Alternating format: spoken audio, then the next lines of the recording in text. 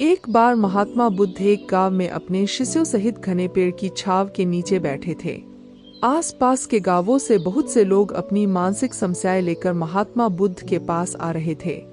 महात्मा बुद्ध उन सब की मानसिक परेशानियों का समाधान देते। सब लोग खुशी खुशी अपनी समस्याओं का समाधान पाकर वहां से लौट रहे थे। वहीं से कुछ दूर बैठा लोगों को बुद्ध के पास जाते देख एक दुखी भिखारी अपने भाग्य को कोसता हुआ यही सोचने लगा कि अभी कुछ देर पहले तो ये लोग दुखी मन से मुंह लटकाए उन महात्मा के पास गए थे, और अब इतना खुश होकर कैसे वापस लौट रहे हैं। आखिर माजरा क्या है, जरा मैं भी जाकर देखूं कि वो महात्मा ऐसा कौन सा खजाना बांट रहा है इन लोगों को कि वे इतने प्रसन्न हुए कि उनके चेहरे लाल हो गए। जब वो दुख भिखारी कुछ नजदीक गया तो उसने देखा कि ये महात्मा तो लोगों को प्रवचन देकर लोगों के दुख का निवारण कर रहे हैं।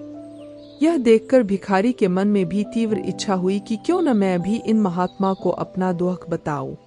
मुझे भी अपने दुख का समाधान अवश्य मिलेगा, बस फिर क्या था।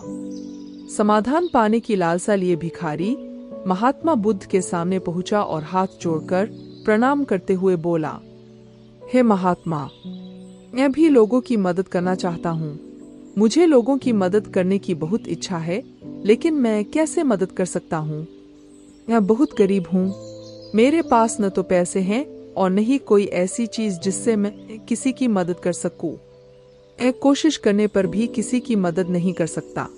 मुझे भगवान ने इतना गरीब क्यों बनाया। हे महात्मा, मुझ पर कुछ कृपा करो। इतना बोलते हुए भिखारी रोने लगा। महात्मा बुद्ध बोले, आप बहुत अज्ञानी हैं, क्योंकि आप अभी तक इस भ्रम में जी रहे हो कि तुम्हारे पास कुछ नहीं, जबकि दूसरों को कुछ देने के लिए तुम्हारे पास बहुत कुछ है। तुम बिना धन और वस्तु के भी दूसरों की मदद कर सकते हो। तुम्हारे पास जुबान है जिससे तुम मीठे शब्द बोलकर किसी के दुखी चेहरे पर मुस्कान ला सकते हो। इन्हीं शब्दों की ताकत से तुम किसी के भी टूटते हौसलों को फिर से मजबूत कर सकते हो। इन शब्दों की शक्ति से आप किसी के भी मन में सकारात्मक विचारधारा के बीज बो सकते हैं और उसे गलत रास्ते पर जाने से रोक सकते हैं। तुम्हारे दो हाथों से किसी भी कमजोर या लाचार व्यक्ति की सहायता कर सकते हो। आपके दो आंखें किसी अंधे को रास्ता दिखा सकते हैं। तुम किसी के लिए दुआ कर सकते हो।